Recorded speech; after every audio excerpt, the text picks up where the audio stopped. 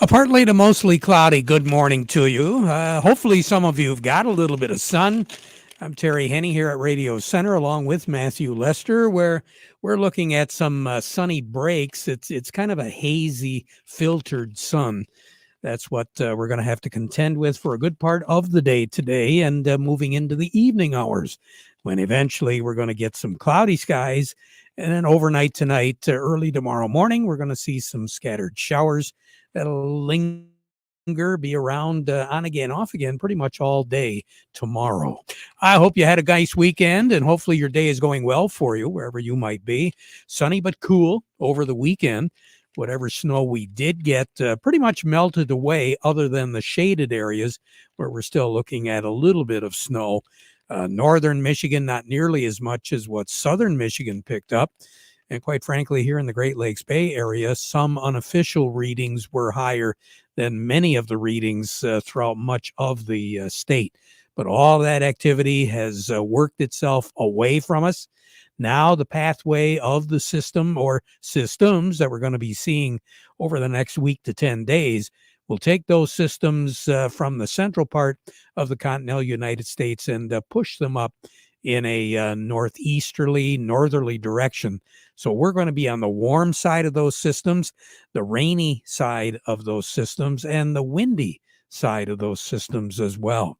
Blizzard warnings are up right now in the central part of the continental United States, South Dakota, Nebraska, western Kansas, Minnesota.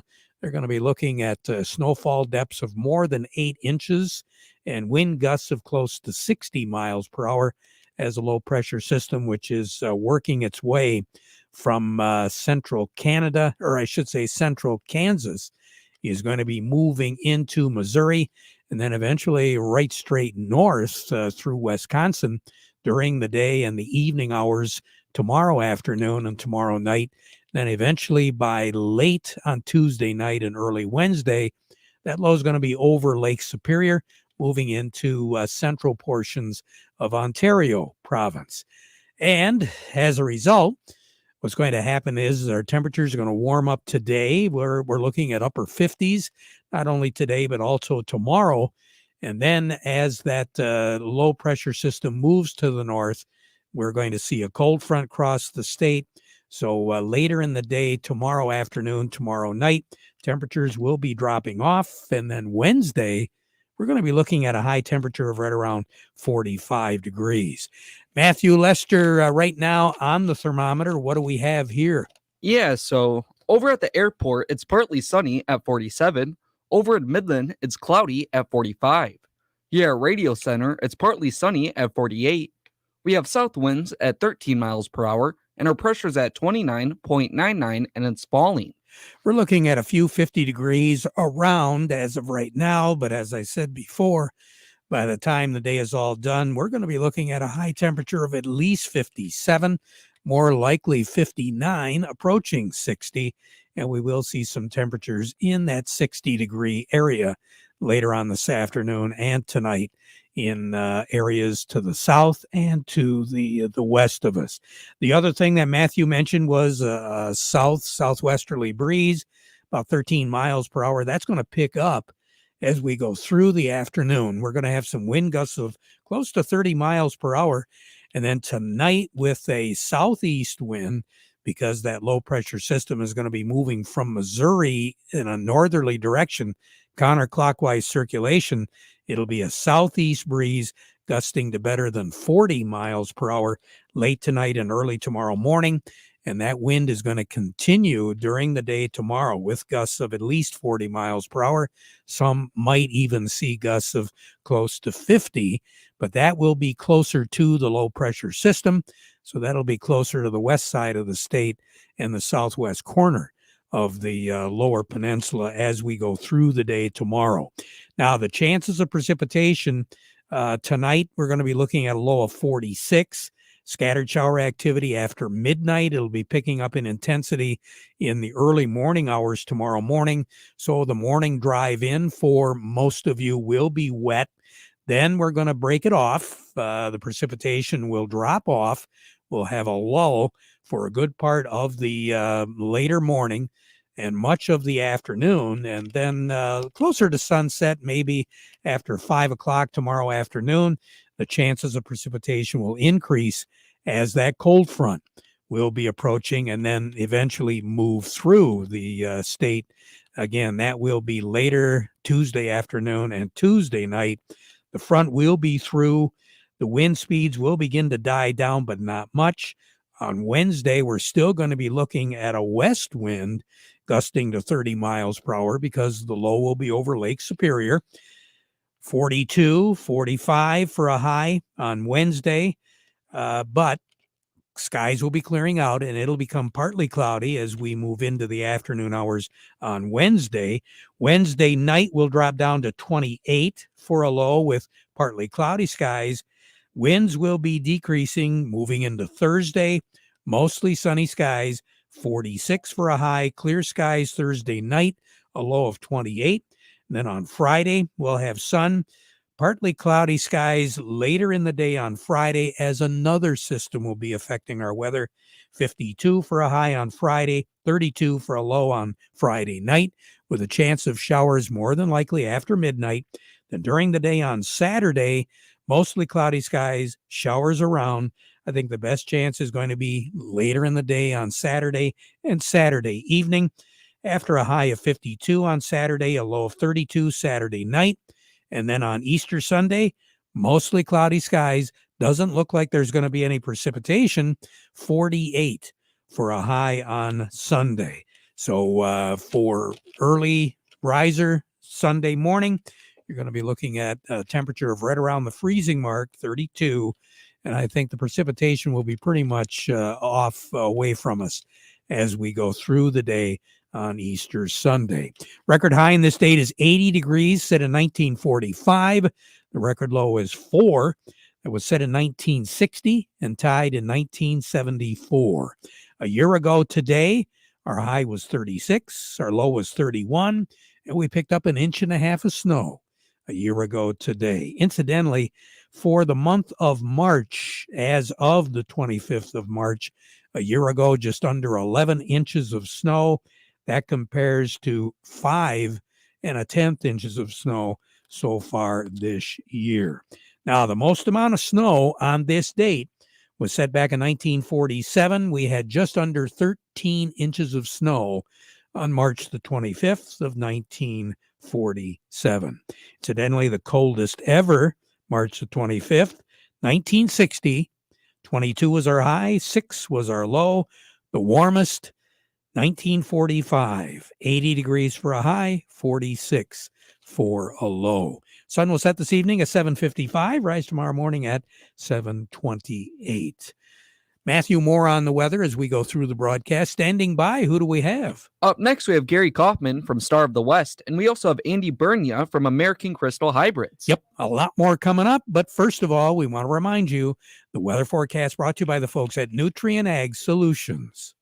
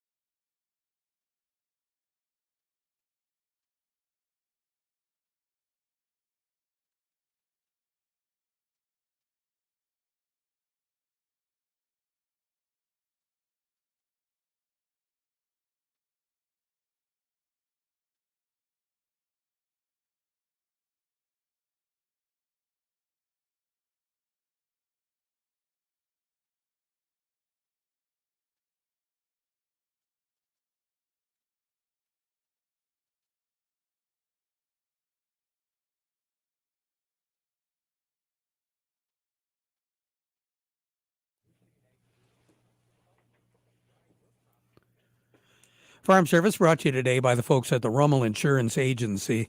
You know, they understand the risks that you face as a Michigan farm and agribusiness owner. They also know that each farm's needs vary like the crops in the fields. They know more than a number. They know you have a family, goals, and dreams for the future, and how important these things are to you. That's why they want to get to know you one-on-one, so they can help with the right farm insurance protection for you and your family.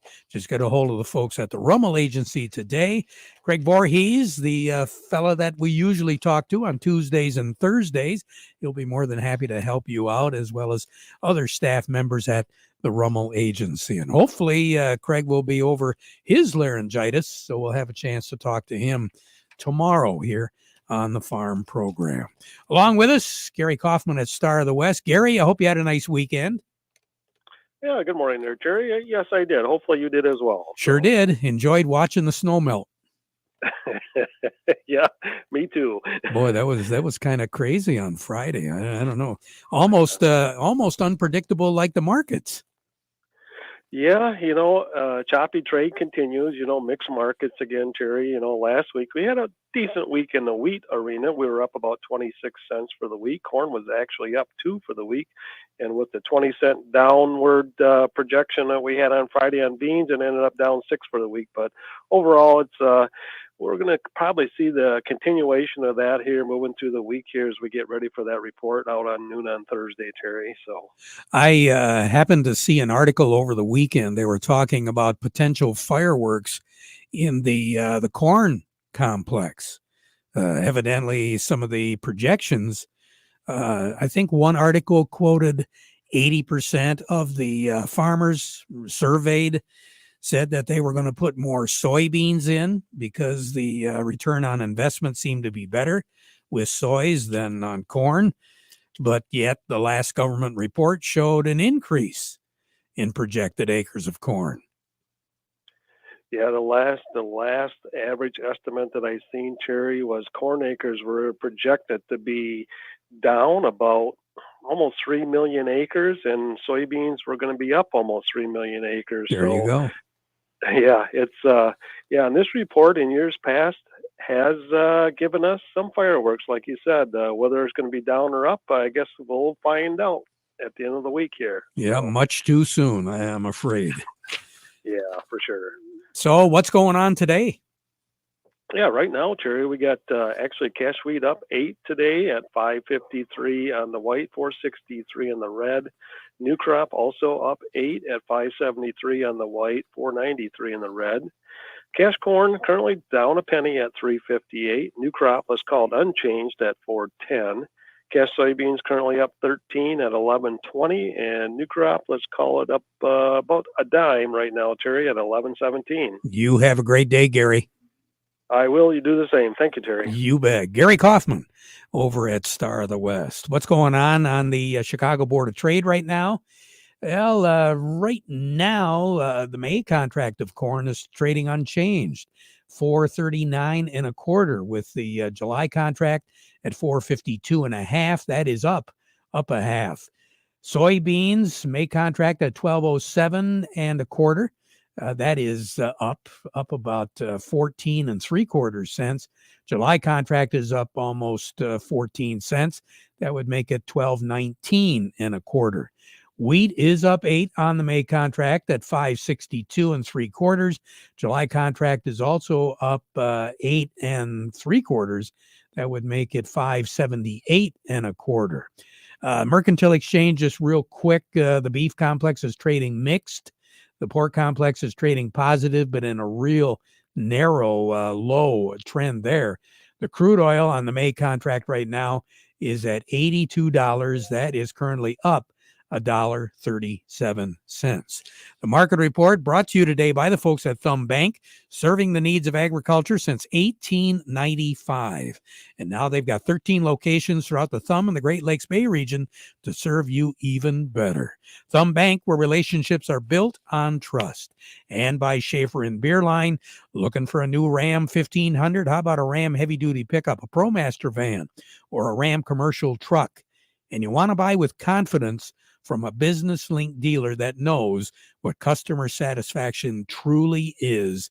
Schaefer and Beerline, that's where you should go, where family and service sell cars. You know, it's kind of interesting that many agricultural groups over the past several years have given quite a bit to the community. One of those organizations has been doing it a little bit shorter period of time, but the impact has really been felt.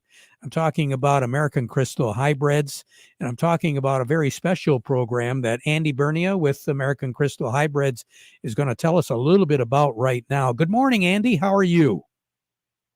Good morning, Terry. I'm doing great.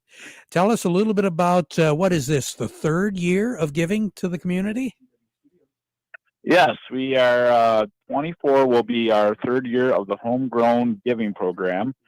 We launched it in 22 was our first year, and we had the privilege of being the first sugar beet region to try it. We kind of used Michigan as the pilot program. So it was a very successful launch. I think if you recall, the Ubly FFA chapter won it, $10,000 award, and it went. The proceeds went to help them finish their ag barn, which was a very neat project, and the money went to very good use.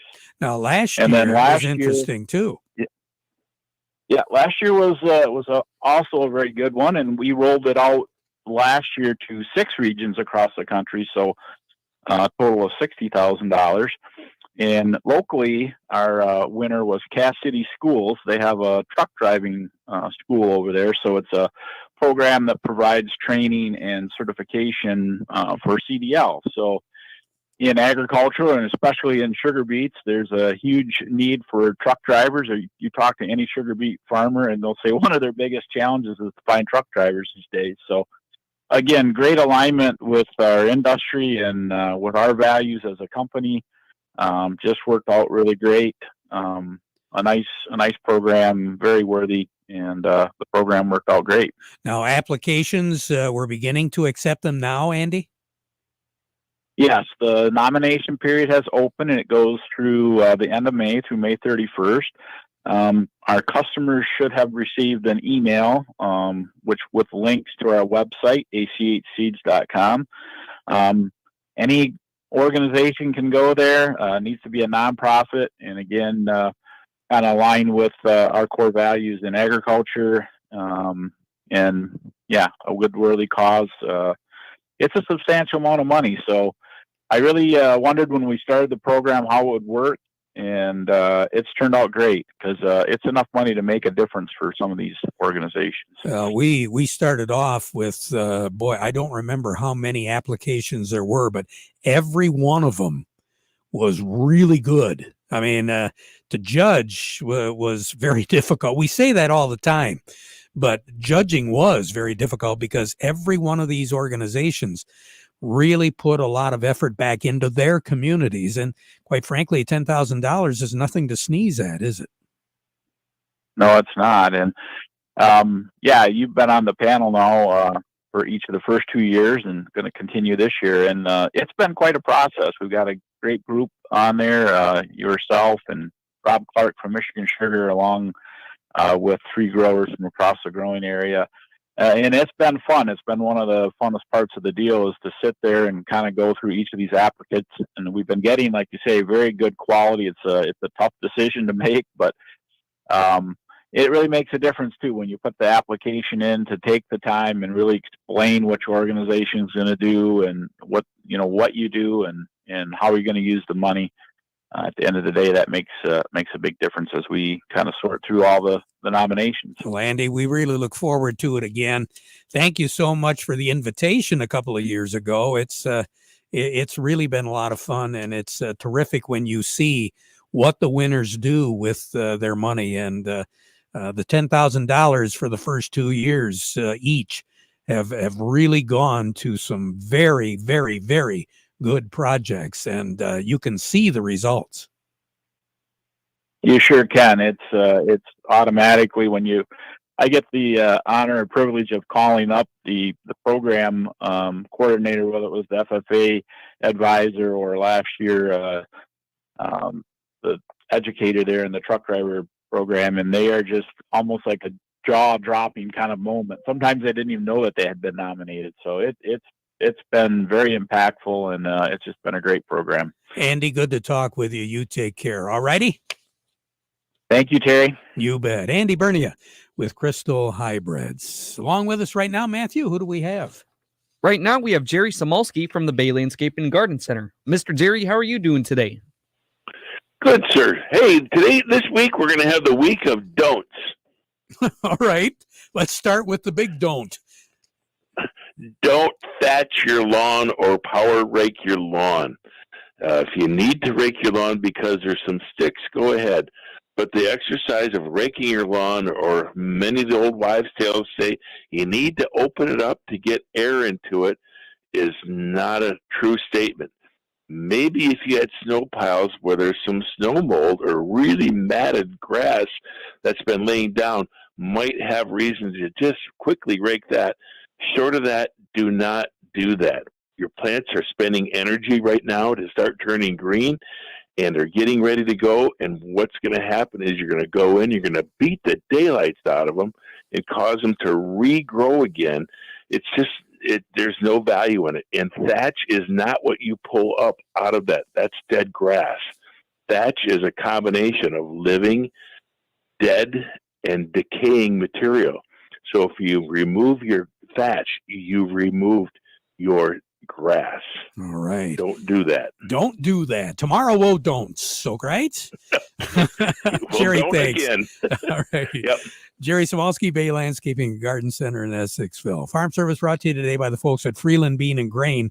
They've got a great selection of products from Sure Crop and Nature's that'll help you increase your yields, Mr. Farmer, and also certified crop advisor Vic Huffer to help you out with any questions you need some answers. They've been serving folks since 1983. Serving you is their business at Freeland Bean and Grain. Along with us, we have Eric Sawatsky with Yo and Yo Accounting, and let's talk a little bit about S corporations today, Eric. Yeah, Terry, wanted to go over a couple reasons to consider if you have a small business, whether or not to be taxed as an S corporation. Usually that's an election that can be made, whether you're a sole proprietor, that's an LLC, or you're a partnership, or even a C corporation. It's just typically a one-page form to elect to be taxed as an S corporation. And so the advantage on an S corporation is typically you're going to save on self-employment taxes. If you're self-employed as a sole proprietor or even a partner in a partnership, many times those services provided or sales of product are going to be not only taxable for income tax, but you also pay Social Security and Medicare tax on that. So with an S corporation, once the owner pays themselves a reasonable wage, the remainder of that profit is not subject to the Social Security and Medicare tax. So that can be pretty significant if it's a profitable business. And then from the aspect of a C corporation, we can avoid the double taxation we see when dividends are paid out to the owners, because usually a C corp will pay corporate income tax, and then the owners will pay tax when those profits come out to them personally. Many times that tax can be up in the 36% range. And so passing that income along to the shareholders and having them pay at their own individual income tax rates can be a better plan. Very good. So there's a lot of planning going on there. Eric, thank you so much. You have a great day, all right? You too, Terry. Yeah. Eric Sawatsky with Yo and Yo. Right back.